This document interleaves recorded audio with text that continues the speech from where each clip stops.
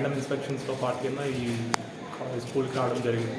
So వచ్చి మనం ఏదైతే ఇంతకుముందు మనకు ఇన్ఫ్రాస్ట్రక్చర్ అంతా ఏదైతే క్రియేట్ చేస్తామో అంతా కూడా చూడడం జరిగింది. అండ్ ఇంకేమైనా క్యాబ్స్ ఏమున్నాయో కూడా నైట్ టైం ఎలా ఉంటుంది ఏంటి పరిస్థితి కూడా చూడడం జరిగింది. అండ్ పిల్లలతో పాటు డిన్నర్ కూడా చేయడం జరిగింది. ఫుడ్ అంతా బాగుంది, స్టాండర్డ్స్ అన్ని మెయింటైన్ అవుతున్నాయి. అండ్ స్టోర్ రూమ్ కానీ లేకపోతే రైస్ ఎక్కడైతే పెడతా ఉన్నారో లేదా వెజిటేబుల్స్ ఎక్కడైతే పెడతా ఉన్నారో వాళ్ళతో కూడా ఇంటరాక్ట్ అవ్వడం జరిగింది. ఎక్కడ పెడుతున్నారో చూస్తూ ఉన్నాం. సో అంతా కూడా డీసెంట్గానే ఉంది.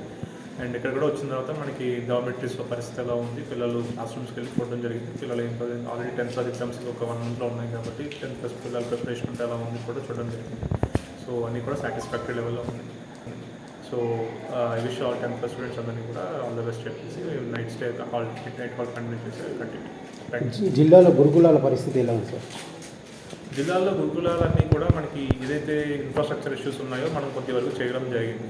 ఏవైతే పెద్ద ఇష్యూస్ ఉన్నాయో కొత్త బిల్డింగ్స్ కావాలి లేకపోతే కొత్త క్లాస్ రూమ్స్ కావాలి అవన్నీ కూడా మన స్టేట్కి పంపించడం జరిగింది.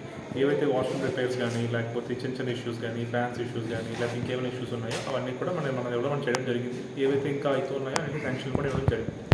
ఇది కాకుండా మనకి ఫుడ్ పరంగా కూడా ఎవ్రీ వీక్ మనకి స్కూల్కి మన డిస్ట్రిక్ట్ ఆఫీసర్స్ అందరూ కూడా వస్తారు.